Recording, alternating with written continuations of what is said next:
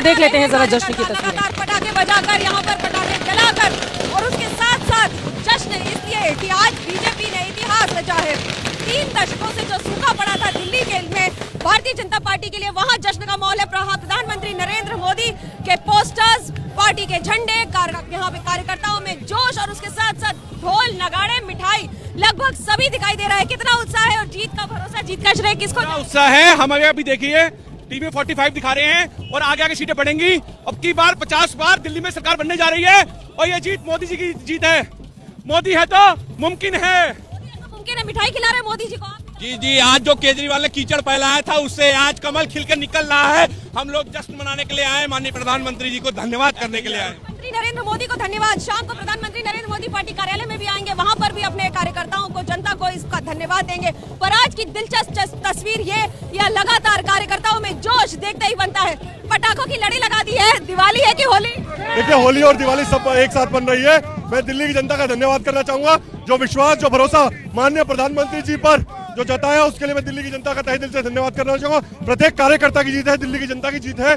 और जो आपदा मुक्त दिल्ली, जो लगातार भ्रष्टाचार कांग्रेस, आम आदमी पार्टी जो कांग्रेस कर रही थी, तो ये कांग्रेस पार्टी और आम आदमी पार्टी की दोनों की हार है। जहाँ पर दिल्ली की बात हो तो दिल्ली की बात हो तो दिल्ली में ढोल बजना लाजमी। आपको ढोल की तस्वीरें दिखा दूं, यहाँ पर जहाँ ढोल, नगाड़े, बैंड बाजा सब कुछ दिख जाएगा। और ये है दिल्ली में जश्न की तस्वीर। दिल्ली में भारतीय जनता पार्टी के दफ्तर के सामने जश्न लगातार जारी है। हाथों में अपने पार्टी का झंडा लिए कार्यकर्ता एक साथ एकत्रित हो रहे हैं जगह जगह से। उसके साथ साथ नहीं आ रहा है, जोश बढ़ता ही चला जा रहा है। जैसे जैसे आंकड़े थोड़े थोड़े बदल रहे हैं, वैसे वैसे ये जीत का जश्न बढ़ता चला जा रहा है। मिठाइयाँ बांटी जा रही है और मिठाइयाँ एक बार अब तो बंटनी शुरू हुई है।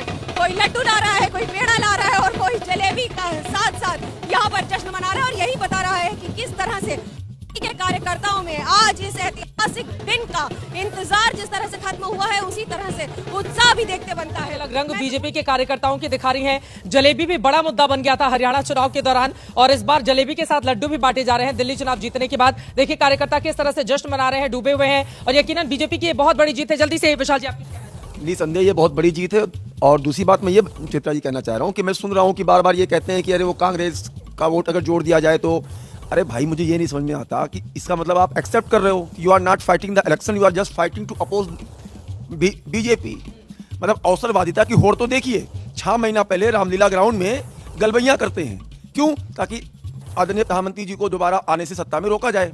अब आज यहाँ पे कांग्रेस चुनाव लड़ रही है तो ये कहते हैं कि अगर कांग्रेस और आम आदमी पार्टी के वोट को जोड़ दिया जाए, भाई वो भी तो पार्टी है ना, वो चुनाव नहीं लड़ेगी। अरे मैंने तो कई बीजेपी के नेताओं को भी सुना था कि कांग्रेस लड़ क्यों नहीं रही है। अच्छा, तो जब इस तरह के बयान आए हैं, ये तो पूछा जाएगा ना कांग्रेस पार्टी अच्छा लड़े, बीजेपी क्यों चाहती है? नहीं, मैं ये कहता हूँ कि या तो फिर आप गठबंधन करिए मत, और जब कर रहे हैं तो ये खुलकर कहिए कि हम गठबंधन इसलिए कर रहे हैं कि ताकि प्रधानमंत्री श्री नरेंद्र मोदी जी को रोका जाए। जब वो गठबंधन करते हैं आप लोग तब भी आलोचना करते हैं, अब गठबंधन नहीं किया तो भी आप नहीं। तो ये चित्रा जी यही तो है मिक्सचर ऑफ अपोजिट, अवसरवादिताओं का मिश्रण है ये। यही कांग्रेस है जो सबसे पहले प्रेस कॉन्फ्रेंस करती है इसी शराब घोटाले के खिलाफ, और यही कांग्रेस है जो रामलीला मैदान में, ग्राउंड में गलबैयां करती है। ये बात तो बिल्कुल सच है। आशीष, अब ठीक है। देखिए, इस चुनाव में एक चीज स्पष्ट हो गई थी कि बीजेपी और आप एक बार सुन लेती हूँ। 9 राउंड की गिनती के बाद अरविंद केजरीवाल 1170 वोट से पीछे हैं। अरविंद केजरीवाल हार रहे हैं चुनाव।